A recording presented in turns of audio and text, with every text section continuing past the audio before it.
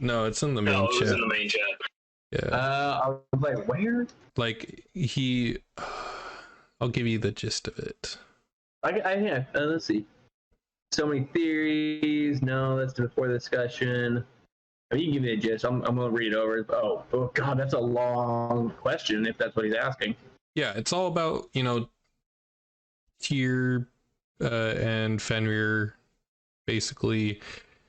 Tyr being destined to kill Odin, bring destruction to the world at Ragnarok. But to be honest, I honestly feel sorry for him. Fenrir was not an animal like his little brother Jormungandr, but a wolf who could think and talk like the gods, who took him into their hall and all of the gods. So he was feeling bad, and you know, the whole thing of if Odin were to befriend Fenrir, would he not end up eating? Okay, and this is a very common sympathizing question we get. Honestly, I've seen this like 1,000 times on. Well, if we chose love, there wouldn't be violence. Like, bitch. First of all, Yeah. And secondly,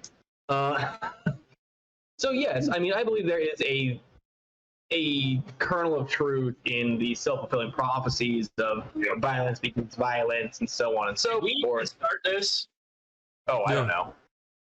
Oh, you pushed your... Oh, God, okay.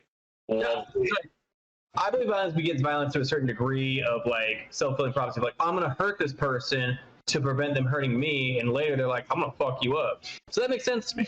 Now, in this sense, it's very... Hold on. On that note, welcome to the New Uppsala podcast. Good introduction, guys. We nailed that one. Hey, it just had to be, you know, somewhere in here. Yeah. Where violence begets violence, or whatever.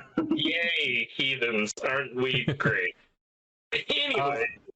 No, I believe to a certain degree things could have been less severe than they were. However, you need to look in the sense that, okay, let's say Odin befriends or doesn't. It wasn't even Odin that tricked Fenrir. It was Tyr. So let's get off that high horse already, called Sleipnir. So Tyr is the one that tricked him. That's why his hand's gone. There's proof, right? Now, you don't think Tyr is the one that tricked Fenrir? Nope. I think it was both of them, and I can explain why, but I want all of us to explain. Okay.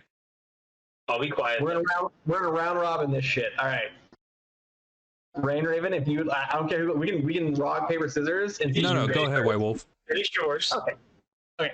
So I don't want to make it as long and drawn out as I know it's going to be. Okay. So my theory, right? I don't think Odin's the one that tricked him. Obviously, he set up the whole dilemma, right? He set stage, built it to have this production experience. Like, he made it happen. Tyr's the one that decided to take it upon himself to forfeit himself to convince the wolf to do these things, right? He wouldn't have done it. It was refusing to do so until Tyr, the most honorable or just, said, I will do this in this namesake or the honorable sake of my hand. If you get caught, you can cut my hand or bite my hand off. Fenrir being like, dope, this guy's legit, let's do that. So he wronged him. Now, even if Odin was befriending or didn't do any of these things and was still like kind and nurturing towards Fenrir, you would still have to look at Fenrir's family, his genealogical concept, right? Even if they were best friends. And Loki, his father, took up arms against Odin. What side do you think Fenrir would have chosen in his own free will? That being said, Odin and Loki are blood brothers, and who took up whose arms against whose free will? So you're still dealing with the concept of nurturing over nature. The nature will come as family. The nurturing will fall to the wayside if your father takes up arms against another man and you have no reason to back him other than he gave you a fucking candy bar and gave you a place to live. If someone wrongs your father so wrongly in your family that you then were like, hey, let's do this, this, and this, you're going to take up arms. It doesn't matter how nice he was, doesn't matter who it was. We can look at the prose eddas, the poetic eddas. How many times were fathers betrayed or sons betrayed by their father? Like, it takes this certain sense of morality of them saying, I support my family over I support myself. Like, I will sacrifice myself for my family. And I think Fenrir, regardless of the nurturing nature or the interesting nature that happened of him being tricked and being bound, Odin taking up arms against Loki or vice versa, Fenrir would have taken up sides on his family's sake. That's my theory. Okay. Raven, do you want to rock, paper, scissors for this, or? No, go ahead. I like to be the middleman. Hear from, Tyr was the person that tricked Fenrir. No, Odin was. All right, they both were. So, all right, I'm going to throw a wrench in that whole idea right there. Because I believe it was the entire host of the Aesir that tricked Fenrir, and Tyr was the only one that realized that was the unjust thing to do. So the way that I remember this story from my readings is, obviously, to recount the story just a little bit so everybody knows what the hell we're talking about. Fenrir, Loki, yeah, we're just like ranting about shit, and people are like, what are these idiots talking? So the binding of Fenrir. It was attempted 3 times. The first 2 times it was by chains made by dwarves. Or 1 chain was made by the Aesir, 1 chain was made by dwarves, but those weren't working. Fenrir snapped them off, and it was put to him as a game. Let's see how strong you are, oh great Fenrir, blah blah blah, whatever. By that 3rd time, obviously the Aesir were starting to get slightly afraid that there wasn't a binding that would work ever. So on that 3rd time, they went to the dwarves, and the dwarves said, fine, we can make you this chain, but the things we need are impossible to get. The footsteps of a cat, the breath of a fish, the roots of a mountain, Beard of a woman. the beard of a woman, the spittle of a bird. What was the last one? The snooze of the bear. The news of a bear. So all of these things that were impossible to use. So the sinews of a bear, if there's any bear hunters out there, they are so short and teeny tiny that they're impossible to bind into anything. Yeah, we already have answers to this. It's just a snoo is a tendon. Oh yes, that too. But anyways, they were things that were impossible, like the spittle of a bird, and birds have no spit. Now some people attribute birds having no spit and cats having no sound of their footsteps as the Aesir found these things and took these things away. Some people just say that they never existed to begin with, so it was an impossible task that only the gods could complete. And then Fenrir was bound with 2 lodestones tied around this rope, or this chain, if you will, that was depicted more as a ribbon than anything else. A silken ribbon. Yeah, a silken ribbon. And he was bound by that. But before that would happen, before he decided to let them test it, because this was the 3rd time, Fenrir started to get worried and went on to say, okay, I'll do this, but one of you, I don't care which one, is going to put your hand in my mouth. And if you do not free me, if I should not be able to get out, then I'm taking the hand with me. And Tyr was the only one that stepped up and said, fine, I'll do it. So that's, I don't believe, so there's the story. And eventually, obviously, Fenrir gets bound and Tyr's hand gets bitten. So I personally do not believe that Tyr was the one that deceived him. I think Tyr was the one that understood it was going to happen regardless, and the only way they were going to do it without a fight is for him to lose that hand. Tyr knew before it was ever going to happen that it was going to work. There was no chance of him walking away without his hand, or with his hand. So he knew beforehand, and still willingly put his hand in Fenrir's mouth. So that's where I don't think Tyr was the one that deceived him, and honestly, I don't think he was deceived except for the subtle lie of, oh yeah, we'll free you. Sure, yeah, we'll do that. Which then obviously was not true. But Tyr was not the one that deceived him and said, fine, I'll do it. I'll put my hand in your mouth. He was the only one that gave justice to it. Now, I'm not trying to say that neither of them deceived them. I'm saying Tyr was the bait and switch. But the question was, or the subject was, if Odin nurtured him, Right. will his soul been eaten by Ragnarok? Now, I was just telling the story and expressing my feelings towards it. Now, let me get into this. The Grimnismal, another story in the Poetic Edda, which talks about nurture versus nature and nurture versus the warrior. Odin probably learned that lesson a little bit too late, as it describes in the Grimnismal, of raising someone on warrior spirit alone and having no nurturing nature to it. With King, what was his name? Agnar. No. Which one was it? Do. The Grimnismal? I thought it was the Grimnismal, was it not? Yeah. Agnar and Geralt. And Gareth. So King Gareth was the one that was raised by Odin and taught only the warrior spirit. And to be a good king, you had to be strong and powerful and not give anything to anyone. Frigg, on the other hand, had a totally different approach and taught people kindness and gentleness and had that side of it. Now, in the beginning of the story, Geralt kills his brother Agnar, who was too soft in his opinion. And then allegedly. Sure, allegedly. Fuck off.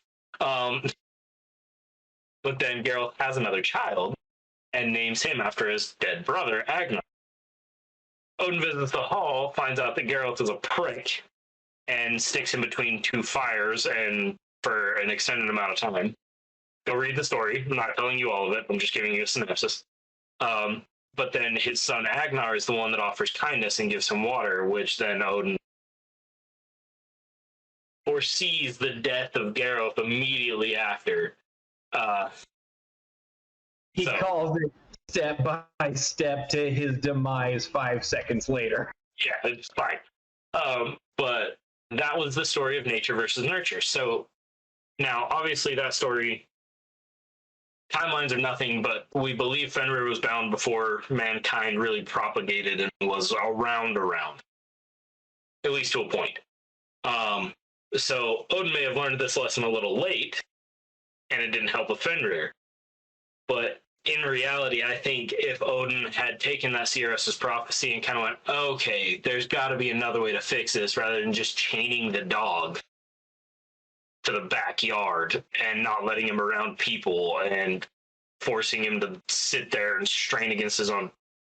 If he would have thought of a different way, maybe teaching instead of chaining and helping instead of fighting and pushing back, I don't think it would have turned out the way that it did. But self-fulfilling prophecy. And that's really what this one was, and the CRS saw that for what it was and called it. So you don't think Fenrir would eat Odin Ragnarok if Odin was nice to Fenrir? I believe things would have happened very differently. Yes. I do not believe things would have unfolded the way that they did had Odin taken this prophecy and attempted to change it in a positive manner rather than in his natural manner of doing things. But the natural manner of Fenrir's family is chaos and strife. Hell is not chaos and strife. Not once does it mention this. She welcomes all with open arms, but she is half dead. That is chaos incarnate. Why is that bad? I didn't say it was bad. I just said it's chaos. Why? Because it's life and death in one form. That's a natural. In existence, it's contradicting to itself. It's a self-rotting corpse with rejuvenation. It's necrosis with healing. Yeah. In its nature, it is chaotic and contradictory to its own state. Odin being alive again after he hung on the tree is contrary to a natural state. He never died. Yeah, it's never said that he died. He just hung there. Now, if he ate an apple and then, he could still feel the pain, it's not stated that, if you eat the apple of a dune, that you're not going to feel any pain. No, you still feel pain. It's just you don't die. There are many contradictory things within our lore that go against the natural course of things, is my point. Much like Fenrir betraying his family line. I mean, also, apples, eating an apple, you get to live for an extended period of time. And fuck apples. What do you think, Rain Raven? So I think when it comes, I think both of you are right and both of you are wrong. So Shocking political answer. from my research and back when I was reading it, Tyr was raising Fenrir as a pup, and they had their love, they had their bond between animal and man. That's why I believe if you try to worship, like get a better relationship with your animal, do Tyr, because he built a relationship with a wolf that was foreseen to kill everyone. But anyways, so he was building the relationship with Fenrir. Odin was getting worried about how big he was getting, and because of what he knew within the Voluspa, he foresaw, this is the wolf that's going to kill me. Okay, I'm going to prevent it, because he's trying to self-preservation himself, and he tries to bind him, doesn't end up working. And on the third one, because each one got considerably tougher, it was like nothing, semi, and then impossible. That's how it could be described. So and on thus began the first semi. Oh wait. So on the last one, Fenrir, because on the second one, he was like, wow, that one was really tough. All right. So then, because the first one was super easy, second one, he had a little bit of effort he had to put in. So on the third one, Fenrir decided to bring some insurance. All right, I want someone to put their hand in my mouth, just in case if I can't break free and you won't set me free, your hand is mine. Here, knowing about the whole plan beforehand of trying to bind Fenrir, and Tyr's trying to be loyal to his tribe, the Aesir tribe. That's why he willingly, betrayed the trust of Fenrir to, when he got bind. Odin was the initial, like, yeah, we'll free you, yeah. And Tyr was, the cherry on top, like, yes, we'll free you, because so far he was true to his word. But then it comes down to, what oaths, if your oath to your tribe versus oath to a friend, which one would take precedent? Because you can't, if you were to break one oath, which one would you pick? And Tyr picked to save his tribe oath. So now use that same logic and say, which oath would Fenrir follow? The oath to his tribe or the oath to his friend? And tell me he wouldn't still swallow Odin. Well, I'm not saying that everything was going to happen. I believe that the prophecy was going to happen regardless. Whether Odin was being nice, and eventually, we're playing the what if game. Eventually, someone pissed off Fenrir. He's like, all right, fuck you guys. I'm going to eat you all. All right. Either way, he's still going to eat Odin, or, eat a bunch of people. It's just, this was the way it went about. In the end, it was already going to be done this way. Fenrir was going to eat Odin. Vidar was going to take revenge by killing Fenrir. That's how it was going to happen. Fenrir was the cartman, and Odin was the Kenny. Yeah. Screw you guys, I'm going home, and oh my god, you killed Kenny. Yeah, literally, this is my belief. It's whether it's going to happen, the beginning and the end is set. Everything in between is, subject to change. But Odin's going to get eaten by Fenrir regardless. It's like going from San Francisco to New York City. There's a billion other ways to get there, but you could fly, you could take a train, you could take 50 billion roadways or something like that, but you're going to end up in Buffalo or New York or whatever I said. See, and I have a hard time with that, and this is argumentably what makes me unliked, is there's a beginning and the end, and people find it determined, but then you all say, like, the middle ground's up to you. No, it's not. If I'm destined to die one way, I could shoot myself in the head 5 times till end up the other way I'm supposed to die. Like, I don't believe that there is a determined fate. I don't think there's, this is the end, this is what's for you, fuck you, have a nice day, and that's where you end up. Because when people say, oh yeah, the middle ground's up to you. If the middle ground was up to me and it's up to my determination of how it ends, that means there is no solid end.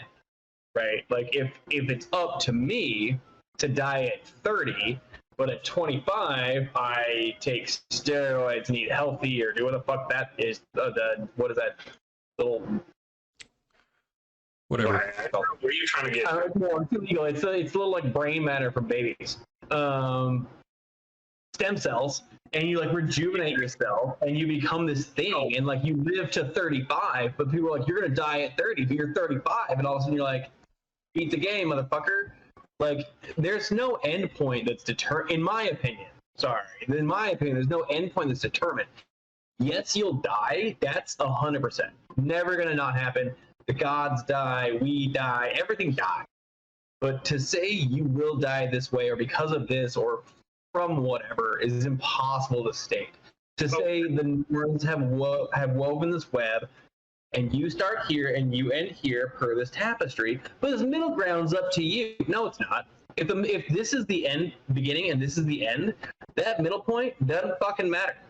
So everything you do has no matter. You could murder 1,000 people, you could fuck 1,000 people, you could be a Buddhist monk the whole way, die the same way. Exactly. I think that gives me peace. That gives zero free will. No, it gives absolute free will. It's how you want to live your life, whether you want to live, if you're prophesied to die, and this is my belief state, if I'm destined to die at 55, on my birthday at 55, do I try to be a good husband, or do I just, fuck my family and, live balls to the wall because I know I'm going to die at 55? But does it matter? No, it's all about the quality of life, of how you want to live your life. That's where I come it down, or I bring it down. But if it's bound for your death to a degree, it doesn't matter how you live your life in that logic. Like, oh, I'm going to die at 55. At 54, you could live the best life ever, and then you could go on a killing spree that would make Hitler blush, because you're going to die next year anyway. That's all it is. So now I'm curious then. Using your same logic, are you of the opinion that everything is fated every step of the way, Wirewolf? Is that what you're saying? No, I think nothing is fated except for death, but not how you die. Perfect. Then let's apply your own logic to this issue of Fenrir. If Odin had treated him better and treated him as a friend, is anything determined? The only thing that would be determined would be how you were raised against nature versus nurture, in my opinion, being what you chose, what we said earlier, tribal versus friendship. But then now that comes down to an individual, and if that were the case where in some capacity, Fenrir was like, nah, Dad, Odin's cool. And then he's like, well, your brother's entrails are holding me down to a stone slab. I find a hard gray buffer where that's going to make sense. Okay. But still, by your own logic, that would have been a possibility. I'm not saying it's an impossibility. I'm saying Fenrir as a wolf would have chosen his pack over fucking food and like bait and switch tactic. Who's his pack? his family. Bullshit. His sister's in hell, his brother's in the sea, and Loki's strapped to a rock. The only person that ever showed him true kindness was Tyr in the act of raising him and befriending him. That's the only person that showed Fenrir kindness at all. No, his sister is hell. His other brother was knocked out underwater, and his father was unjustly, in his opinion or family opinion, bound by Odin, by his brother's entrails, who is only relieved by his father's wife. So tell me that's a just logic in his mind. Okay, this comes down to timelines already, though. So it's an inevitable conversation. Was Loki there at Fenrir's binding? Or was he already bound? Well, you just said he's bound, so what's the logic? Was he or wasn't he? Because if he wasn't bound, there's no reason to hate against him being bound. So you're talking about each part of the family. Now, this is how we run our lives. I agree with it entirely. This is where the family members run their lives. Okay, Loki. In case all y'all don't know or haven't read yet, Loki causes earthquakes in Midgard because the venom drips on his head. The reason we don't always have earthquakes is because his wife or paramour, or what you want to call it, holds a bowl over his head to catch the drips of venom, right? Now, he's bound to that stone by his son's entrails, the other wolf that was slaughtered by Odin. His, Fenrir's, sister, Hel, runs an entire hall or realm called Hel. His other brother, Jormungandr, was knocked unconscious by Thor, Odin's supposed son, and or another Aesir. So now he's got Odin slaughtered his brother, another Aesir knocked out his brother, Odin banished Hel to her hall, and he's dealing with the other effect of the other Aesir treating him like a fucking circus clown. So tell me what part of that in your life you wouldn't be like, fuck this.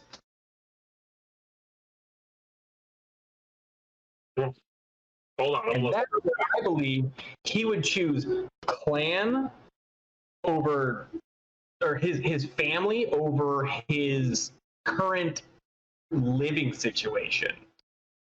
Because it's been so wrong and adopted into a healthy household, but that household damned his family to make him that way, to trick him into thinking that they are great, because there's no alternative solution. Now, you could say Loki did it to himself. He got punished because Loki did it to everyone, first of all. Fuck that guy. He was being punished for his actions. Now, Hel wasn't like damned or tossed aside. In a way, you could say she was honored. She got her own hall. She got her own place to govern. Yeah. Jormungandr, you could say, help hold Midgard together. The gravity and all that jazz. There could be roles within all the siblings. The three Jotun siblings, not the other two from Loki's first marriage that got turned into wolves. One was tied, or was used to tie Loki. And now I was under the impression, and I can reread or re-research what I'm trying to prove, is that everything was peaceful, blah, blah, blah, blah. Hel was born. The Aesir and the goddesses saw this undead, half-alive baby and banished it out of Asgard because of its dysmorphia, its disgust, and its lack of, it's contradicting life and death. It is this creature. It's like the exorcist of itself. And they sent it away and gave its own realm, basically be like, fuck you, get away from me. Not to be like, you're honored, here, have your own hall. It's more like, you're disgusting and we don't want to look at you. And that could have happened, there's no way to say. I'm just saying there's a possible alternative. It didn't say that she's, I mean, more open and welcome than any other god or goddess that exists. She welcomes open arms of everyone. Now, if she Anything were, that- if she was she- damned, would she be as open as she is now? Well, has or can she leave her realm? Not that I know of. Why not? No, Because every other god and goddess, or Aesir or Vanir or whatever else, has left their realm. When has Hell ever left her realm? they each have transportation devices. So the is only she. the only one that I know of is Naglfar. Right. Yeah, but that one's all that's chained up. So that transportation device is null and void because there has to be prerequisites to release Naglfar. Is that for her or for somebody else? That's per prophecy. The same prophecy we're talking about. Okay, So if Hell is not banished, why can't she leave her realm, and by whose authority? Who says she wants to leave her realm?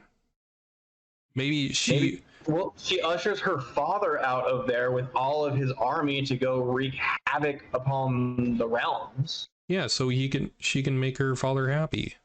But does she want to go fight? You know, not all goddess wants to fight. Sif, for example. Frigg. Like, none of them want to. Those don't. They wouldn't choose to fight.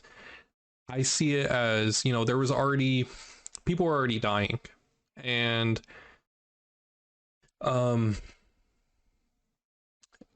fucking. Odin. For lack of better reasoning, I would say she's the ferryman to usher the dead, regardless, because it's going to happen, right? I'm not trying to put you in a corner. I'm saying, like, Yeah. I'm trying to, like, be like, they're going to die, so why not have somebody there to catch it? Yeah. so I see that.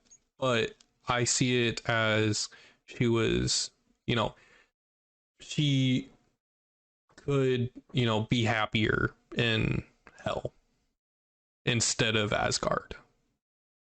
Oh, yeah. I mean, I love making money. I hate leaving my home to go to work. Exactly. That shit. So that's how I think, you know, Odin, you know, being a snake with his tongue and, you know, a silver fox with it and be like, hey, so you don't really fit up here, but, you know, you got these people down here that, you know, they don't have someone to worship, they don't have someone to rule over them. You feel like you're up to the task? Help out Uncle Odin? all right, so let me clarify something right there. I was going to say, Sigmund, you're sitting on like 10 pounds of pudding. Let's see what he says. I am, because I just dove through 2 different books and referenced a third, and I was like, oh, okay. One, Hell was thrown into Niflheim to rule over 9 worlds. Now, that whole 9 worlds thing, that could be a Christian adaptation, because that's mentioned in the Prose Edda. 9 hells and blah, blah, blah, whatever. Okay. We all know that the Prose Edda was written by Snorri Sturluson, a Christian monk. Super cool, whatever. It's still a great source of knowledge. I'm going to use it anyway. Yeah. I agree. Yeah. Okay. One. In the story of the Binding of Fenrir, Loki is never mentioned to have been seen during that process. Could he have been there? Sure, but in the words that are used, it doesn't seem likely, because during this whole thing, a couple of lines say that the Aesir gathered together to play this game with Fenrir, and when Fenrir said, if you deny me, blah, blah, blah, said this certain things, and all of the Aesir laughed and joked about this. All right, so there's key one, that Loki probably wasn't there and not okay with his son being bound. So that would lead me to believe that Loki was already bound, or at least not there. But Thor is there, Tyr is there. Those are the 2 people that we know Loki goes out on adventures with, and obviously Odin's there. Yeah. So we have that. So Loki's probably not there, and in my massive assumption, make an ass out of you and me, whatever, don't care, Loki would already be bound. Okay. That would mean Fenrir knew his father was bound, knew his sister ruled over Hell, the place, the woman. And Jormungandr was already a serpent that dripped venom and leaked poisonous gas out of his mouth. Okay, fuck that thing in its entirety. And had no real cognitive thought from what we understand. Thanks, God of War, for giving the whole speech aspect to it. From what we understand, Jormungandr never speaks. He just opens his mouth, poisonous gas falls out, and everybody dies. So, one, during Fenrir's binding, Loki is not mentioned, which means he could be there. And two, where was I going? Hell was thrown into Niflheim. Not, here, go. She wasn't like ushered out and into Niflheim. She was thrown by Odin into Niflheim. So she may have some bad blood in her mouth. Fenrir was the only one that was kept among the Aesir throughout this entire process. He was took in, here raised him, treated him as a friend, and communicated, and they worked together. So, in all reality, I would still believe that if treated correctly, Fenrir would not. Now, the third point that I want to make, okay? Ragnarok is said to begin when Fenrir breaks his binding, Jormungandr rises out of the sea, and Garm breaks his leash, and Naglfari sets sail with Loki on it. Okay. But in reality, Ragnarok, the true prophecy of Ragnarok, is Surt. All of that middle ground is just for fucking funsies. Surtur is Ragnarok, with the burning of everything and wiping the slate clean. All right. So, 1,000 things, but first of all, Okay. You said the whole family was banished except for the one thing that could grow so large so quickly was the biggest threat. That's not love, that's a hostage. Is it? Or is he bound or is he free to roam? Now he is. That's a hostage. He was originally free to roam, Until he got too big. which made Odin piss his pants and then react unjustly to a And creature made it a hostage. or any of them. And made it a hostage. The other part is Ragnarok is the twilight of the gods, not the rise of Surt. Okay. The twilight of the gods is all or some or most of the gods dying, because not all of the gods die. Correct. We know that. Yeah. So Surt is not Ragnarok. Surt is a big pile driving asshole. Fuck you, bow on top of everyone's dead. But by the time Surt hits that field, how many other gods and goddesses are dead? Plenty. We can count. That we can. Plenty. We'll just say plenty because holy shit. So what? And this is an argument. This is kind of something that sparked my interest. Is Loki? In your defense, I don't believe Loki would have been here there because he would not have let that happen. Because Loki sees deception a mile away. Loki's perception is probably like 40 realms away, but whatever. So my thought was like, Heimdall wasn't there either. So what if this was a time where Heimdall and Loki were fighting over Singamon in another realm and or doing their own side tangent shit?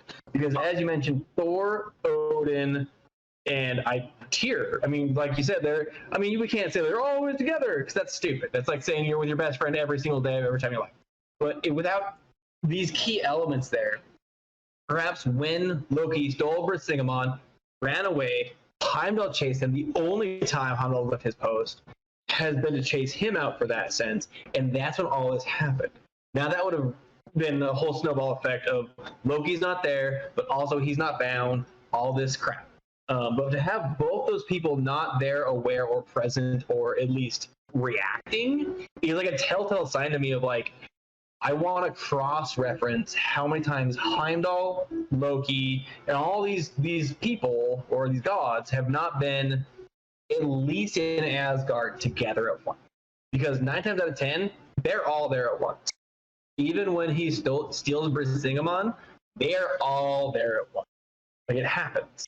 So Right. the fact that Loki wasn't there would mean Loki's gone. Now, Loki doesn't leave, all willy-nilly, even though he's a chaos starter and whatever else, but he has agents of chaos to subdue people for him. Now, the only time he leaves Asgard, Heimdall is locked onto that guy. He is watching him every fucking second to jump or pounce. And so to have them both not there is suspicious to me for timeline's sake. And of course, timelines are irrelevant and whatever else. But to me, for them not to both be there and have this magnitude of betrayal happen where Loki didn't see it, didn't sense it, didn't know it from his own family, and Heimdall not being there to be like, oh shit, this is going down. I feel like that would have been the same time that he would have chased him into his mother's realms to chase him down for Versingamon and turned his seals. Now, Just hearsay. This is all bullshit, but this is like sparking my info. Now, Heimdall's not mentioned at all, so we don't know if he's there or not. Go ahead, Rainer. so, you of all people know, like, Heimdall's sensory abilities. Just because he wasn't there doesn't mean he couldn't hear and he couldn't see what was going on. And Right, but he wasn't there to defend Tyr, who he was a sworn sentinel of. but Tyr knowingly acknowledged he willingly did it. I suppose self-sacrifice would take precedence over protection. But, at the same time, Odin was the chieftain of the Aesir gods. Heimdall wasn't Aesir, but he was the protector. He watched over. So you still believe that Odin was the orchestrator of all of the events leading to the binding of Fenrir that ultimately happened? I can prove that. He had, he being the self-preservation person that he is, he was like at the first part with all the, being kind, Tyr raising him. I see that as him being kind. Oh, he's still growing to that giant wolf that's prophesized. I'm gonna try to stop that. That's when the rope came into place, and that's when the whole binding thing happened. Maybe Odin thought being nice, he wouldn't grow. Maybe he thought anger would be Fenrir's growth. No, he's just naturally growing until he, I don't think he ever stops growing. There's no tell time of where he stops growing, because as far as I know, Glyfnir grows with Fenrir, so it's always tight. It's never loose. But that goes. Just because Heimdall wasn't there doesn't mean like he wasn't acknowledged. And Odin had, he orchestrated, Tyr knew about it, and to hold his oath to his tribe, he broke his oath to Fenrir. Okay, so like a couple things, not to do shit. I believe Heimdall, regardless of where he is, he doesn't need to be he's not Odin. Odin is to sit on a throne or a seat to see the nine realms. Heimdall just does, right? 100%, I think if he's in his mother's realms, beating the living tar out of Loki, making him into that sweet, sweet perfume you call steel sweat and oil, he still sees that shit going down in Asgard, right? Now, that just means he can't react to it. What I'm trying to get at is, like, you're saying, essentially, Odin would have had to coerce Tyr to give up his hand for the sake of the Aesir, because Odin put on this facade and this charade of you can trust us, and Tyr was the only one that was like, I'm gonna follow Odin's path and lose my hand, even though he was like the god of justice, saying, or honor, and saying, no, this is honorable and just to do. So without Odin saying, we're gonna put on this whole show, but I can't do it, but I know Tyr will, is Odin manipulating Tyr to lose his hand, and in turn manipulating Fenrir to be bound? Or is this Tyr taking upon himself as the god that he is to do this act for the better good? So is it Tyr making the world or the realms better, or is it Odin manipulating Tyr to make the realms better? Both.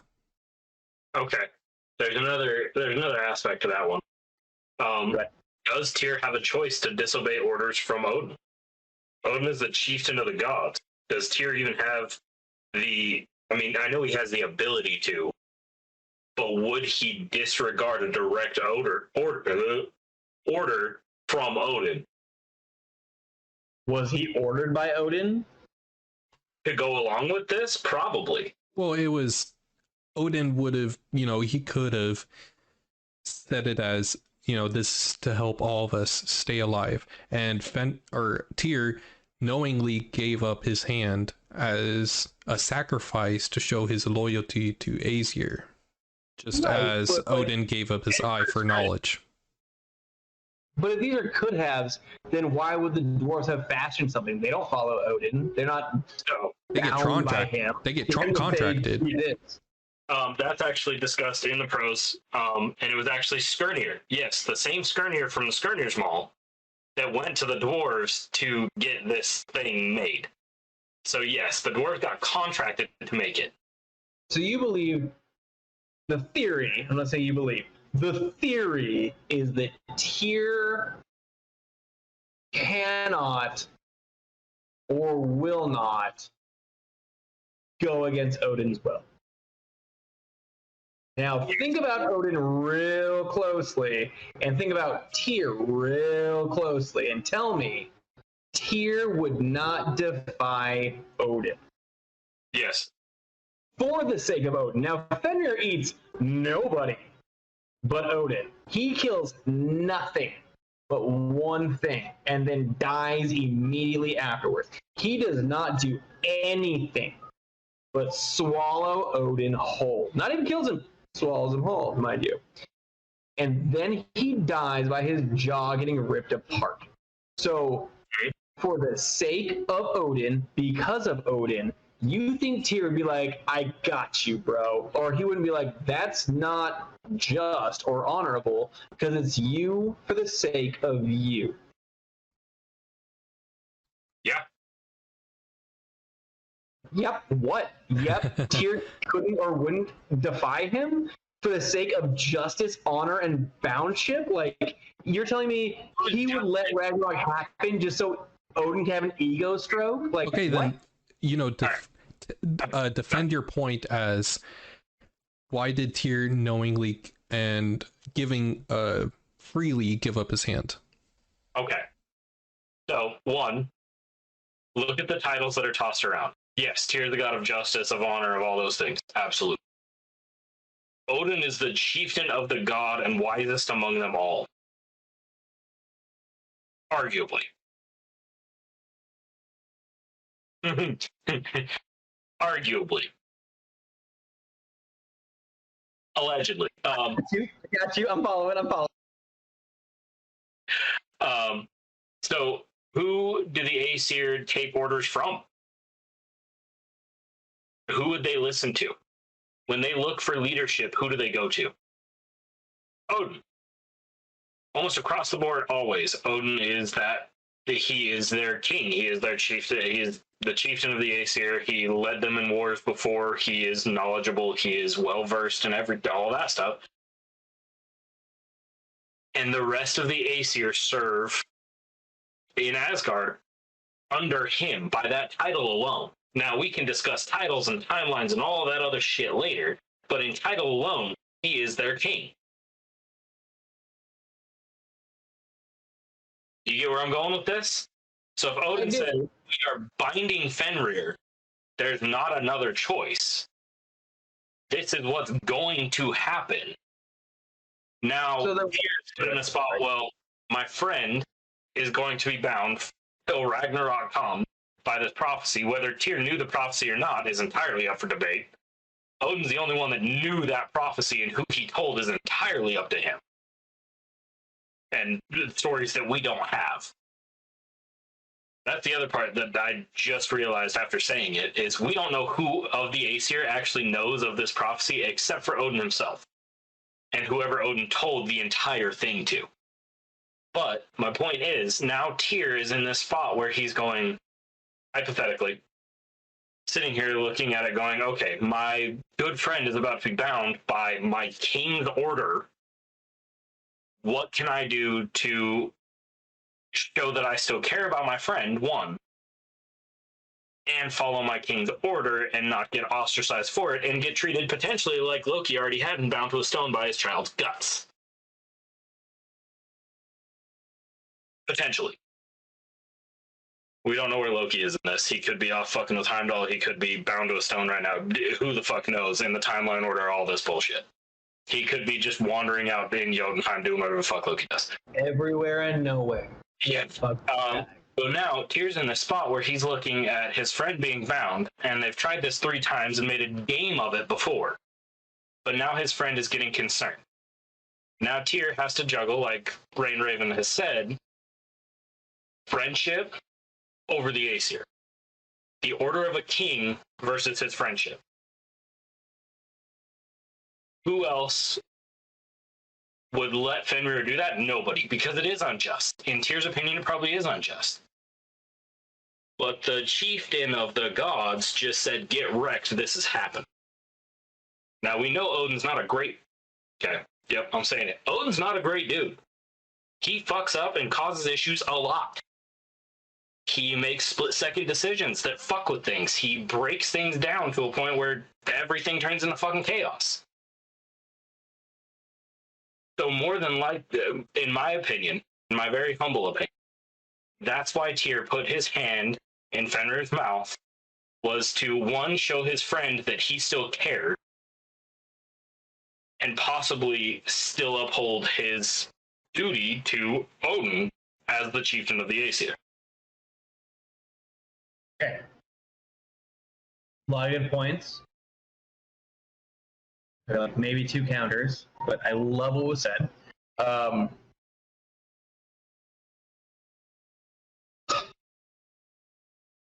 Okay.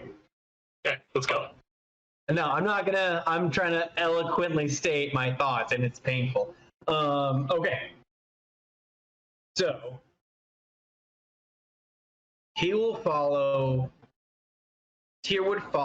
the leader of his, we'll say, family pack, whatever, realm, species, whatever you want to call it, right? Over the friendship of Fenrir. And I think, and this is going to be a plug for some stupid media crap or whatever else, if you played Assassin's Creed Valhalla, it is a insanely amazing, intrinsic moment where you actually experience these moments of like being raised up into this dangerous being. And I haven't played it in a long time, and I haven't beaten it yet, and I love that game. But there's a certain part where if you take enough drugs in the game, you go to Asgard, and you're gonna do this shit. It's crazy.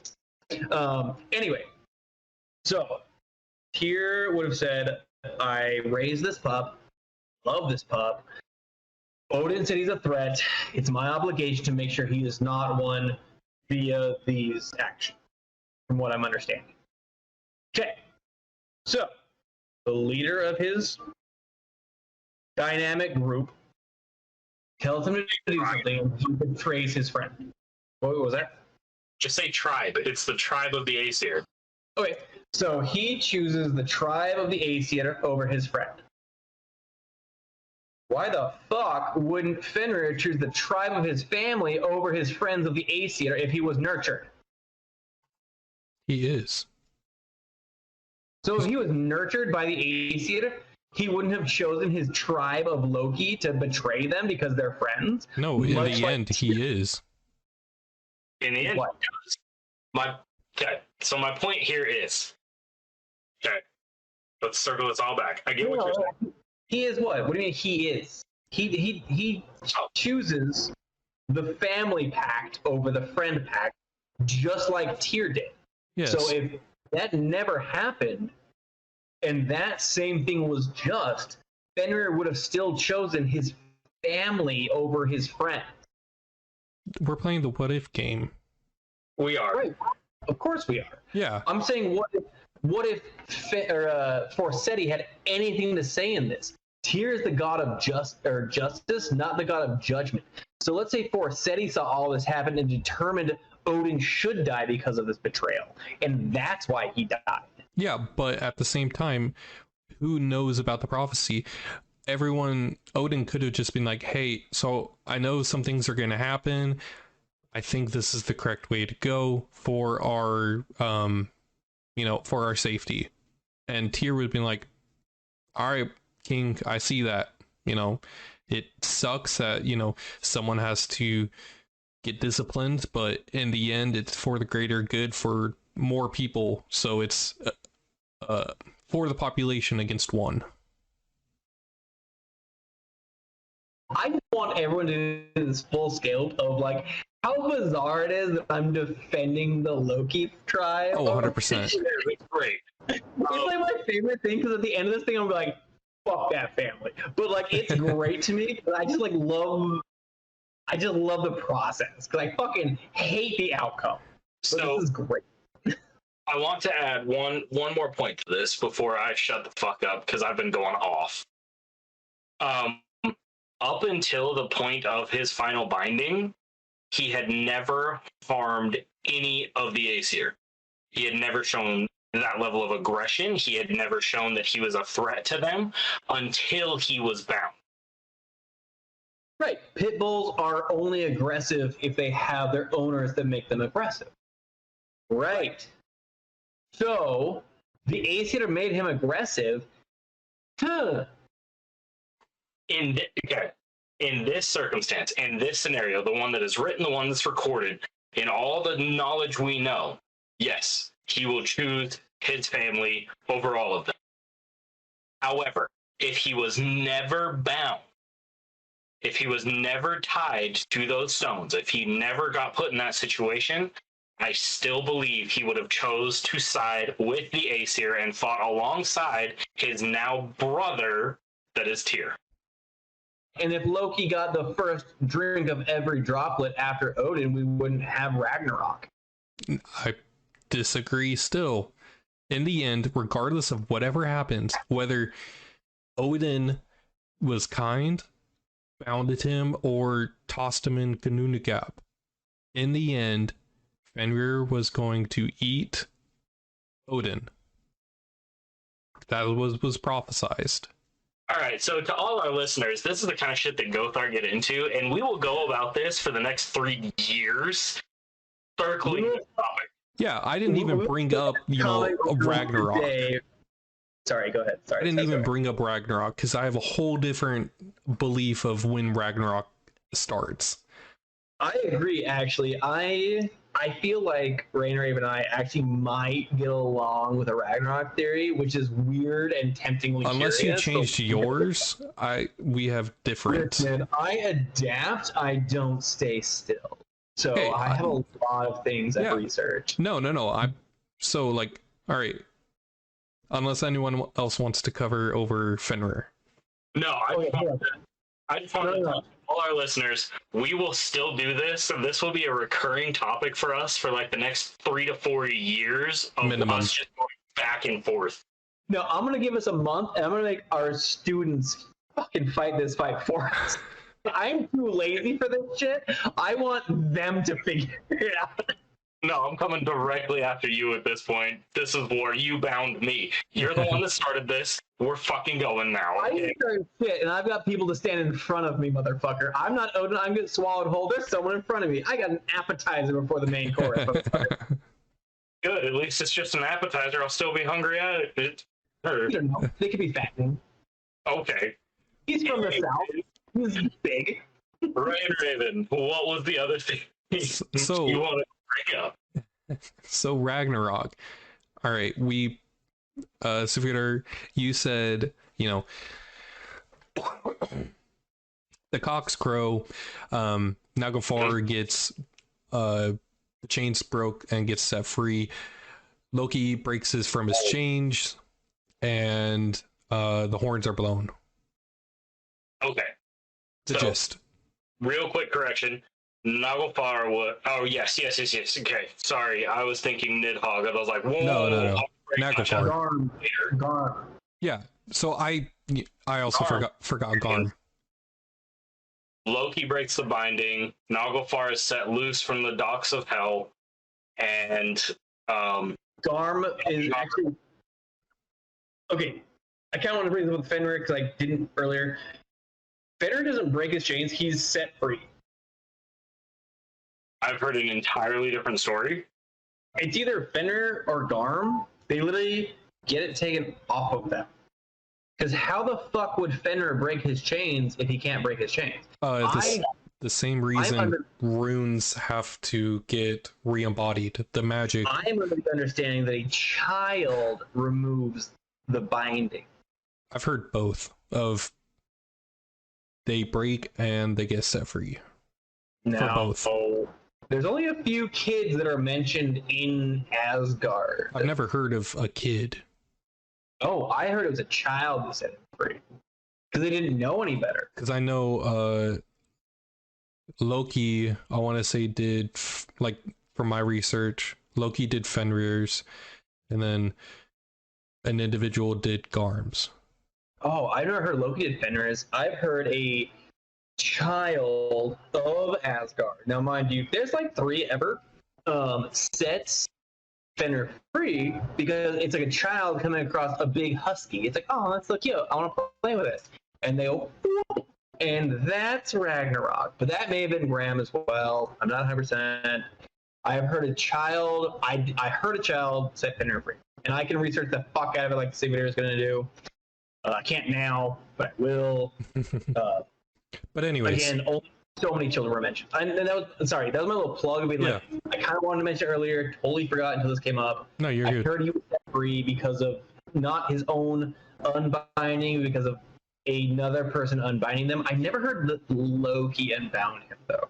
Yeah, that that was one of the ones where I did. It was Loki finally broke through his chains and he set his son free, and Naglfar met both of them at the valley. But anyways, so did Garm break his chains? Is that the case then? Yes, Garm breaks his fetters and runs free. Yeah, that okay. is right. Poetic. I'm looking to see if it ever mentions how Fenrir gets loosed. I'm checking. I knew one of them broke free, and it's Garm. That makes sense. Garm, I've always heard breaks free his bindings or his fucking whatever fetters or whatever you want to call it. That's all. Yeah. I'm sorry, I didn't mean to tangent. I know we're going in a different direction right now. We're not trying to redirect, but I heard that and I'm like, oh shit, I wanted to read that earlier. That like he was set free by. I've always heard it was set free by a child because no ace-eater in their right mind or adult would have let that free. And a child in their innocence would have let the dog free that is so kind and subdued that it couldn't possibly cause harm. I mean, but Fenrir could have, as we know, like he's at this point, Fenrir's pissed. He can't wait to get revenge. So he's playing the game of, if it is a child. That's what I'm saying. Hey, little girl. Hey, you want to play? You throw a ball, I'll go get it. Play the little game and be like, psych. What if Little Red Riding Hood is just Fenrir eating Odin? Wild. Not like they didn't steal every other fairy tale out of our lore. I'm just saying. But child forced by wolf. Yeah. So you have all those different defining factors of when Ragnarok happens. But one that gets forgotten is Fimbulwinter. And that's where I think Ragnarok starts, is because if you don't know, Fenrir's children eat the sun and the moon. That's why they constantly go in the circle, running away from the wolves' mouths. And there ends up being 3 winters with no summer in between. And then once that happens, then the cocks crow and all the other stuff happens. So for me, Ragnarok starts at the moment of Fimbulwinter, because it's the leading up event that leads up to Ragnarok. I can't say I know or determine or I don't have a concept. I've never thought about like the singularity. But to me, it would make most sense, like what you just said, the singularity of Ragnarok or the beginning of Ragnarok, whatever, would be when the wolf finally catches up to the chariot. See, I feel like of all the things that happen, just like you said, when Yeah. the moon or the sun is eaten, it's the only thing to me that makes the most sense. And everything is somewhat bound, set in stone, prevented, but there's always this movement. And it's why we have our, what was that shit? Was that shit that covers the sun, the cycle. moon, shit? Oh, the eclipse. Yeah. So I have eclipses, so I have these things. It's because of the constant change of pace. And the eclipse is when this brother and sister pass by each other and they keep moving in separate directions. I don't have any, I have zero bait or what the fuck investment in what starts it. But to me, it makes the most sense, just like you said. It starts when one of the chariots at least is consumed. See, that's funny because we've had this exact conversation, and you argued that when the horns are blown, because then that's when everyone starts marching. Okay, first of all, don't you dare. He's got a hard on for Heimdall. Okay, calm down. Okay, so I just dug into this. One, in the Prozetta, it says that after Fimbulwinter and after the sun and moon are swallowed by the two wolves, the whole earth will shake with the mountains. They will start to shake. The trees will loosen from the ground, and mountains will fall, and all fetters and bonds will sever and break. Then the Fenris wolf will break free. The sea will surge onto land as the Midgard serpent writhes in giant fury and advances upon the land. Then also the ship Naglfar loosens from its moorings. Save it there, real quick. Sorry. Reference and point. What was it again? I'm sorry. Rosetta. Shit. Now you're going to for it again. Sorry. I just wanted to catch up. Page 72 in this one. Oh my god, I turned to 71. That's so hot. I'm there. All right, let's try to figure out, what poem it is. We're reading. Okay, in case anyone's curious, we are reading the Penguin Classics of the Snorri's. The Prozetta. Yeah, it's the Prozetta. But it's from the Penguin Classics version. So I love penguins, so this I've always bought this for no apparent reason other than penguins, and I love it. It's been like a mainstream thing. This is my favorite thing ever. So the poem is Gylfaginning. That's all I wanted to reference. Gylfaginning, page 71, chapter 51. The High One reveals the events of Ragnarok. Now, what I'm reading out of is obviously it goes through on the top paragraph of that where Fimbulwinter happens. The sons of man will kill brothers. Brothers will kill brothers. Father nor son will be spared from the killings. Blah blah blah blah. Whatever. Super cool. The wolves will swallow the sun and the moon is at the bottom of that page. And then at the very bottom paragraph, it goes into the whole earth together with the mountains will start to shake so that the trees will loosen from the ground and mountains will fall and all fetters will snap or sever and break. And then it references Fenrir breaking free from his chain. So, Go ahead, Sigurdur. The horn or the breaking? The breaking. Try again. Read it again. What comes first? Heimdall's horn or the breaking?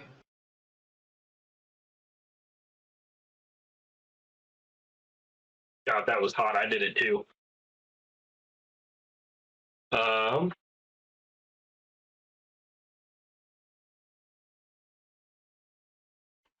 While you're looking that up, I tried to be sexy and I laughed inside of my own fucking wine over. Fuck.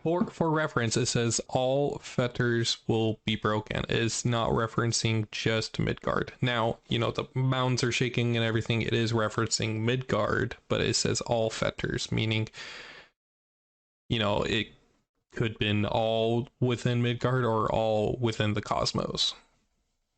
The horns blow afterwards. What is Sybil's prophecy? That's a stanza from within the poetic in the Voluspa, which is also Sybil's prophecy, that is referenced there to state the above facts, not in the story that you're reading. Sybil's prophecy is more than one. Yes. But We just stated that Heimdall blows loudly. halfway down, page 72, or actually almost at the bottom, 2 paragraphs from the bottom of the page, as these events occur, Heimdall stands up and blows the Yala horn with all his strength. So it's simultaneously. You know what? I agree with you. I disagree. Fimbulwinter. Fucking what the? Fimbulwinter isn't the start of shit. Yes, it is. It's just I disagree with this asshole, and you say I don't agree. I'm done. I'm out. Ragnarok, the event of Ragnarok, you know, the events leading up to Ragnarok, it starts with Fimbulwinter. Everything else has a set point. Fimbulwinter is the only defining factor. It's the one that's in change. That's the only one that can happen today, tomorrow, whatever. But everything else is set, you know, the chains get broken 3 years after the start of Fimbulwinter. So it's already in a timeline. That's where time is linear for everyone. Now, and what is the cause of that winter? The sun and the moon getting eaten. Okay. so that would be the start of it. That's what I'm saying. That's Yeah, Fimbulwinter. I'm not deterring. I'm just asking. Like, the start of it is the consuming of the chariots and the children outside. Yes. That's my defining factor of when Ragnarok happens. I don't disagree. I don't disagree. I would debate it, but sure. No, see, and I don't know if I would even debate it. Like, I get it, because, like, Three Cocks Crow at Ragnarok, or the summoning of Ragnarok. Now, when the battle starts. Okay, there's the distinction I was looking for. When the fighting starts, yes, Three Cock Crow, the Yala horn is blown, the ship breaks free, the feathers break. Yes. What leads up to that happening is Fimbulwinter. So if that's what you determine as the start of Ragnarok, sure. And that's where I debate. Because I don't see Ragnarok starting until those battles begin and the fetters are broken and Surt and his host ride through. Yeah. That's the start of Ragnarok to me, not Fimbulwinter. See, when I see Fimbulwinter, I say Ragnarok is upon us. It's not now, but it's happening. Okay. Okay, so I completely agree with Rainraven. Okay. When the winters take place, it is the summoning or the creation or the fucking prelude of Ragnarok. Now, Ragnarok, again, sons of bitches, we argued earlier, is the twilight of the gods, not the act of the end of the world. I can't agree with that. Ragnarok is not Surt. Surt is Surt. Ragnarok is not Surt. It's the twilight of the gods. That's it. One more time. Surt is not the end of Odin. Surt is not the end of Fenrir. Surt is not the end of Njord. Surt ends like 1 billion people, but there's like 10 we can name that he does not kill, so that cannot be the end of the god. He is a vessel of destruction that cannot be prevented because of some Vanir's dick, but at the same time, no, we all love that, but at the same time, Ragnarok is the twilight or ending of the god's life. It's not the ending of everything, it's just the gods. And again, this sounds super weird to say the Gothi, but they're just the gods. Right. Okay. So I want you to read page 72 one more time. Holy crap. Around the middle of the page. Should you read it out loud? Amid this sorry. Okay. So, right there, hold on. I swear to God, if you say amid this din, the sky splits, I'll kill you. I will drive 13 hours and strangle you. I will tear to Fenrir this shit, and I will end my life on this. I'm about to do it, so get wrecked. I'll see you soon. Amid this din, the sky splits apart, and ride the sun's muffled. Surt comes first, riding with fires burning both before and behind him. He is part of Ragnarok.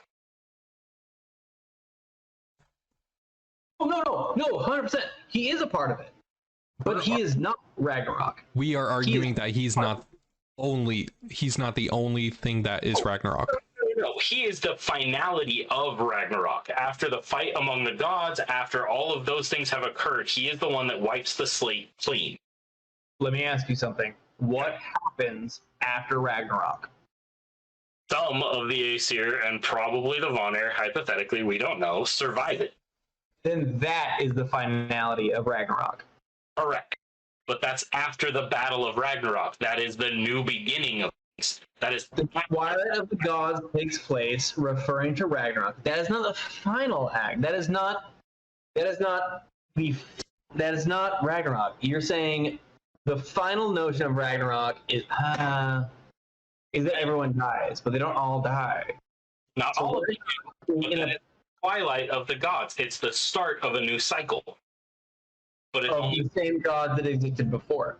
yes. Just as Buri existed in the ice before Ymir was created. They're still there. Buri was still I almost did something so inappropriate I couldn't even say it on this podcast. you almost got mad at me.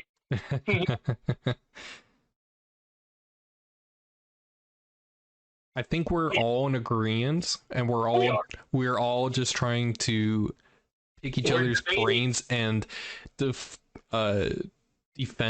the needles within the haystack. Yes. But in the end, Ragnarok is just the cycle. That's all it is. It's the end cycle.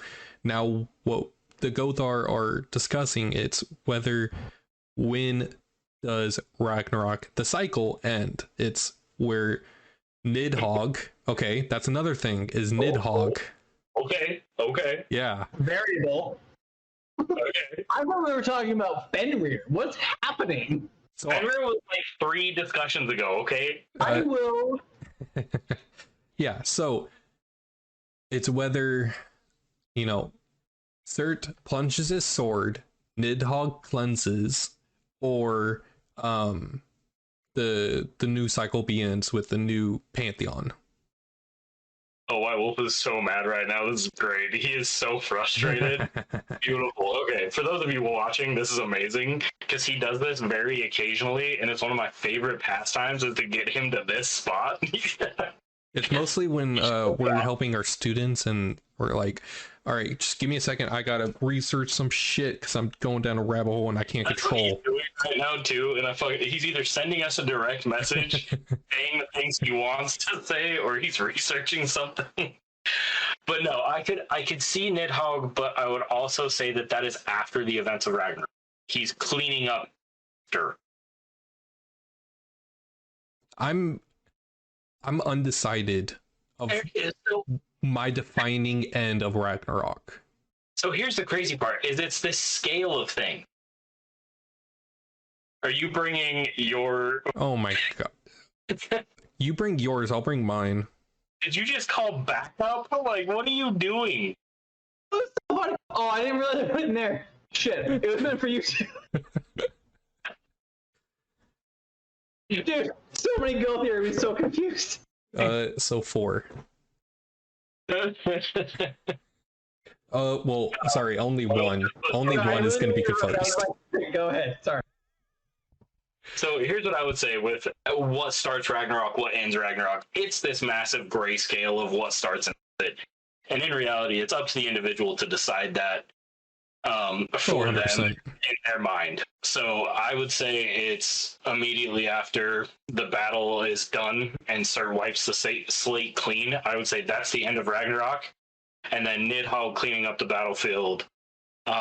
The remaining Aesir gods coming back to the Golden Hall on Ithaplane, it's Ithaplane, isn't it? Yeah. So would Nidhogg be the start of the new cycle? I would say he is the cleaning agent he's the room service maid person that comes into the hotel room after you leave and like fixes everything and like picks up all the crap you left and cleans up. See, mine, it's more like the guy that picks up corpses, and I can't think of it right now. That's Nidhogg. Yeah, I know. That's what I'm saying. Nidhogg's like the shit. There's a name for it. Corpse gobbler. I mean, hot, but no, but like it's close to that. I swear it was like a medieval reference, and I'm so mad I can't remember right now. It was like a reference to collecting the dead, not like a witch doctor, not like this kind of shit. There was somebody that like not a mortician or practitioner. I thought there was something that would collect the dead. What's called a fairy? I mean, I agree with what you're saying. I agree with everything.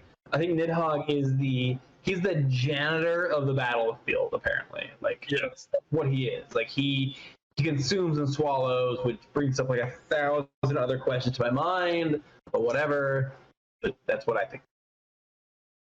What did you say? I didn't even look at what you said. Now I'm curious. Dude, don't. I almost said it out loud so hard. I had the same thought, so don't feel bad. I'll say it. I don't care. It's gonna feel bad. It's gonna feel great. Hey, so I'm undecided of where I would plant when Ragnarok ends. Like I said, it's this massive grayscale of events. It could be decided anywhere as to when that happens, and I went with in the chronological order of how Ragnarok's supposed to go. I say it's when Surt buries his sword and finishes that battle and completely wipes the slate clean, essentially, but not completely. It's like a little toddler scraping their plate into the trash. He misses some grains of rice and some other shit, but I could see that. You know, the Twilight of the Gods, you know, it's the Battle of the Gods. He's the final blow for the battle. What happens to Surt when it ends? He goes back to Muspel. So, okay. That's for the next cycle to figure out, not me. Dude, I don't know. I just assume he goes back to Muspel. That argues the point of where he is now, and we're not going to do that. So that's fine. Which is in Muspel. What the we're not going. Nope. White Wolf, shut up. White Wolf, shut up. I know exactly where you're going. White Wolf, shut up. He's gonna be up your ass if you don't knock it off. That's what I'm saying, okay? I won't bury that sword deep. So, you know, I find this funny. We were supposed to answer like multiple questions. We only answered one. We didn't even answer one, motherfucker. We just argued about it. Question. Well, what was the question? All right, I'll bring up the question again. Oh my God. I want you to read it verbatim because this is ridiculous. So I'll read the question verbatim. Okay, I'll tell you what, here's what's gonna happen. You're gonna read it verbatim. You as a smart individual will answer it first. Idiot will answer it second. Dumbass will answer it third. That's how we're gonna go. So the question stands: I just need to vent real quick. We all know that Fenrir is destined to kill Odin and bring destruction to the world at Ragnarok, but to be honest, I honestly felt sorry for him. Fenrir was not an animal like his little brother Jormungandr, but a wolf who could think and talk like the gods, who took him into their hall and all of the gods. Tyr was the one who treated him like the son he never had, despite being the son of a god who was a wolf in sheep's clothing. Fenrir could have been a great ally like his half-brother Sleipnir and maybe prevent the prophecy of his future from happening, but Odin was so scared that he did what he thought would guarantee the safety of his people. Unfortunately, he just made it worse and didn't know it. Fenrir was then betrayed by Tyr, who was probably his only friend and father figure, and after being strapped in chains and abandoned on an island, he finally became the monster he was foretold to be. Of course, he did not have a temper which was probably inherited from, or he did have a temper which was probably inherited from his father, Loki. If none of that ever happened, then Fenrir would have been remembered as a gentle soul, but now we see him as a wolf who is treated like a monster. My answer is it was going to happen regardless. It was fated. Whether he was going to be treated kindly or, if he was going to be raised within the Asgard among the Aesir tribe, or if he was bound or thrown in Gunung Gap or thrown in Jotunheim, whatever. Eventually, Fenrir was going to eat Odin because that was prophesized. And I find calm in that. Go ahead, Sigvadir. Hi, I'm idiot. Dumbass will go next. Okay. So, one, I don't think he would be ever regarded as a gentle soul. Just saying. But that's me personally. I don't think he was ever gentle. I don't think he caused harm to anybody. But yeah, anyways. That was the question. I was reading it verbatim. All right, perfect. You did great. Proud of you. I am of the opinion that if he was not bound, he would have been an ally to the Aesir during Ragnarok. Purely based on a self-fulfilling prophecy nature of things with Odin binding him. I see it that way. Now, that gets into a whole bunch of other things with prophecies and whatnot. I personally do not believe that prophecies are written in stone, per se. I think we are destined to die on a specific day, but the manner in which we die is entirely up for debate. Whether that's peacefully in our sleep or before our time, somewhere, somehow it is written and woven that way. So I don't believe that Fenrir was predestined to kill Odin. I think that could have been changed and he could have been an ally to the Aesir during Ragnarok.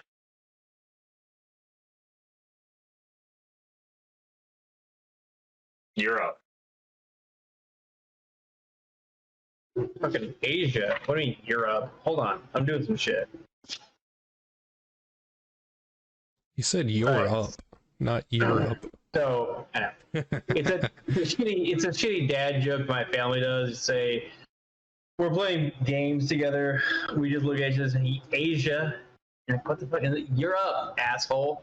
So that's okay. So like 1,000 things just triggered in my mind while you were talking. Shocking, I know. I want to get through this as artfully and peacefully as possible, but I'm going to try to tell you my thoughts. Okay. That ain't going to happen. It's not going to happen. I believe that Odin is scared of nothing outside of his own mortality, which represents himself through Fenrir. Now, we know about Odin or Fenrir being betrayed on an island. Now to really take part in that, on where in Asgard is a fucking island. So, there's a few different things. Now that's a big reference. That's not even like slightly. Like, that's not even like a really like obscure thing. Amsvartnir, Amsvartnir, is a fucking island in pure blackness. Where in Asgard is pure blackness? There isn't any. Okay. So I'm gonna get. So I think the questionnaire that comes from this, I truly believe, and I'm not gonna try and disregard, but I'm gonna kind of shit on a little bit. I think this question came very heavily from a video game. Because everything that was stated is almost verbatim or referenced in, again, Assassin's Creed Valhalla. Hold on 1 second, I'm blurred. So, in Assassin's Creed Valhalla, you have to travel to an island, you have to do these things, you have to do these consequences to have this timeline take place. Now, I believe there's a big mixed representation, but also an accurate portrayal of what takes place. Now, the misrepresentation of who, what, when, or how, why, but the accurate portrayal of what actually happens, right? So, and the island that represents is in total blackness. Now, this is often represented as saying Fenrir is then cast out to Muspelheim or Hell out of Asgard. Has one of you ever heard Asgard having darkness? Never, right? So this island, Amsvartnir, is in total darkness. He could never have been bound in Asgard. Which Asgard is known as the Shining City. So this question turns about a different point of reference of saying he was raised in Asgard and taken out somewhere else. Now, in my own little brain, Heimdall's mothers have been raised of the 9 realms, the 9 seas, and it's essentially a realm of pure darkness. Because there's no sun, there's just ocean. That has nothing to do with what we're talking about. Just a quick reference. Read a book. Outside of that, I don't believe at this point, if you're referencing the question to have that point, you can believe 1, he's in Asgard, and 2, he is bound. If you're asking that question of those terms, he is in an island in pure darkness, which does not exist in Asgard. I'll just go ahead. Okay. 1, the island that you're referencing is surrounded by the Ironwood. The Ironwood is referenced to be just outside of Niflhel. Right. So not Asgard. No. Right. I want to answer the question, because I don't want to disregard the concept. You want to answer the question, not ask the question. The question is bound by Ubisoft logic. It's pure generated by video game. That's it. Where you all found Fenrir has been bound? So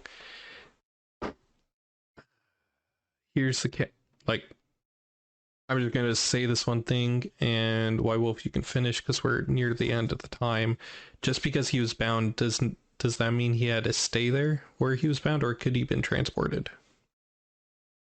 Yes. Do you think he would have been transported? He could have. Can you imagine taking Graham into a different kennel? Or farm? Sorry. No, I'm just saying, it's a Okay. I'm just saying it's a possibility. I can answer this. He did not move because the lodestones that he was tied to were plunged so deeply into the earth that they could not be moved, and that is why he is still bound to that spot. And in case you're curious about volcanoes, look that up. Also, my counter argument is if Thor was, and this is so much deeper than I want to get to. If Thor was present during this time and he was following the will of the gods, why would he have not knocked him out like he did to Jormungandr to knock out Fenrir to bind him? Because Fenrir was not an enemy to the Aesir until after he was bound. He was an enemy before, and that's why they bound him. Nope. He was an enemy to Odin, maybe not the Aesir. Enemy to Odin because he was feared. If Odin told Tyr to sacrifice his hand, why would he tell Odin or Thor to throw a hammer? Because he fucking didn't. I don't know. Okay, on this train of logic, why didn't he just have Thor kill the bitch? Because Loki was prophesized. already He was prophesized. So that brings into question Odin's logic behind keeping the wolf alive, knowing that Ragnarok would happen and he would get eaten. Which is a totally different thing, but we're running really short on time at this point. Right. I digress. Per the questionnaire, I try to write it down. I remember all of it. Y'all's mental gentle soul. I believe he's just because he's fluffy. He's not nice. He's a fluffy panda. He's like the biggest Malamute husky. They will rip your throat out for no reason. I still believe that if we talk about an island, we talk about a certain thing, we are no longer talking about the aspects of the gods or where they hold him. Now, if we find proof to him being held in an island of pure darkness, we are no longer finding the actual representation of Fenrir being bound to Asgard. And if some of us have been here before, we have found that some islands are not bound to Asgard, but are bound to other realms. So, if it's a realm of pure darkness, and once Ragnarok happens, and Jormungandr pollutes the sky into darkness from his venom, then that island would be bound by darkness, but not currently is. So is he bound to an island that, in Fortune's Told, will be in darkness, or is currently in darkness? Can't wait to hear your answer. I know you can't. You're so mad at me right now, and I love it. I've irritated you to a specific point tonight, and it's great. All right, I got like 30 minutes. I'm good. Okay. So, as we talked about, the island that you referenced, say its name again if you can, if you wrote that down. Because I can't remember. I was muted, sorry. Amsvartnir. AMSARTNIR. Reference to be surrounded by the Ironwood. Some people consider it a lake, some people consider it an ocean, whatever, doesn't matter. He's on an island. The Ironwood is referenced to be near Niflhel, or his sister's realm of responsibility. Okay. It is also referenced in the Voluspa that he guides Naglfar, the ship, to Asgard. So I was never under the impression that he was in Asgard to begin with.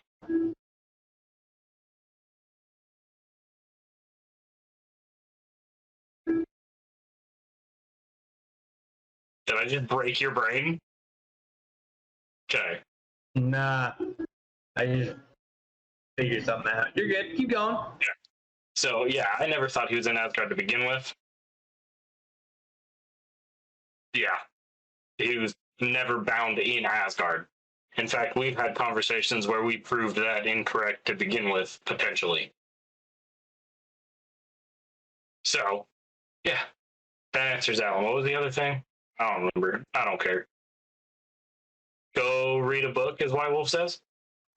Yeah, the moral of the story is, you can play Assassin's Creed Valhalla, you could play God of War. They're each all going to have their artistic exaggerations. God of War has Jormungandr talking, which we do not know if it's true, but also snakes have their own language, so it's purely that whole thing. But I'm partial to your tongue when you talk about it. Oh my. I love for you to slither into my bed. And then in Assassin's Creed Valhalla you have Fenrir getting bound in Asgard. So there's that whole thing, take everything with a grain of salt. It's a great starting foundation. We all got to start somewhere. Some of us started on Vikings, the TV show. Some of us started when Assassin's Creed Valhalla came out, or God of War. At least you started. Now you can grow. And unless anyone has an ending topic, I feel confident in doing the conclusion. A little bit. And I digress. This is merely to support your theory, saying even the Gothar, who we are dedicated our lives, not just our free time, not just our part-time, not just our weekends. This is our life. Like, it sounds ridiculous because we all have jobs. We all have responsibilities in our lives. We have careers. We have things we're doing until we cannot do them anymore and sustain ourselves in this fashion. This is us in our purest of saying, look, we have studied this our whole life. We dedicate our life to it. We argue, and you better take away it's fun. Because when you argue to win, you've already lost. When you argue to win, you have then sworn off any possible contradictory thought to yourself. If I tell Sigrid Ufar, fuck you, you're wrong, I have then blocked off every channel of communication that could teach me something. Fight me. I want everyone to know that as oath-sworn Gothar, we dedicate our lives and training and every moment we have to this. Not just because we don't get paid. Not just because we feel like we should be paid to do this. Not just because this should be our calling. It is. This is what we do. This is our life. This is what we do with our livelihood, not our financial stability. This is our life. This is what we do. The moment you have decided you're right and another person is wrong is when you are the most low wise you've ever been ever, and you should read a fucking book. So I will always argue. It's my job to. I hate the Loki family. I want them to just rot in the belly of Nidhogg, but I have spent more than half our time arguing for them this day. I know, it's great. But I want everyone to know that we're Gothar. We're human, we understand, and we learn.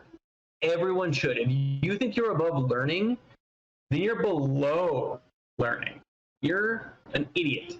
You deserve to be below the roots of all of Yggdrasil, which is Nidhogg. When you say, I'm smarter than you, you've never been more dumb and ignorant. I've had people tell me, and I wholly support them because I've taught them my entire life, I can learn nothing from you. And I'm like, listen, I understand your progression, your growth, and what you've done. I have people that I have learned, progressed, and learned from my entire existence on this realm. And nowhere in my realm of thought have I said, I can learn nothing from you. I can learn from your idiocy as much as your intelligence.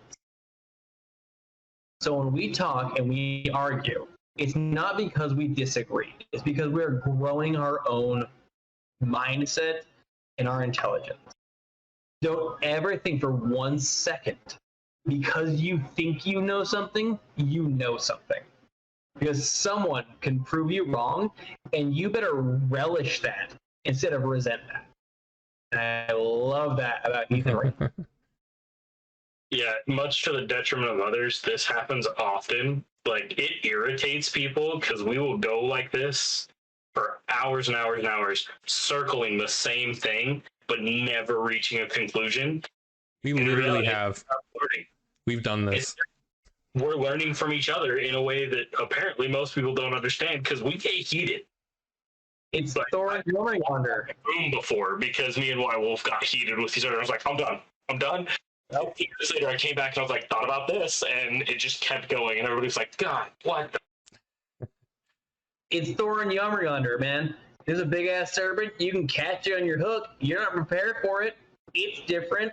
Some shit happens. You may defeat in the end, but you have to learn. Like, if you think you're above learning from an individual, I don't care if it's the most asinine theory concept. I've read books that I would never recommend to my most heated people that I don't like. I'm like, look, you can learn something from this. I learned something from this, and I think it's the dumbest thing I've ever heard. You learned that it's the dumbest thing ever.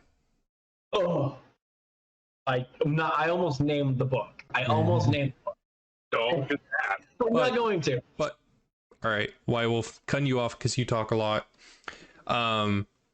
So as White Wolf says, go read a book. That's the conclusion of the New Uppsala podcast. Appreciate y'all coming here. We were supposed to answer more questions, but we only answered one and then went off a rabbit hole and then went off that. So appreciate you guys staying with us. See you guys in the next episode. Thank you.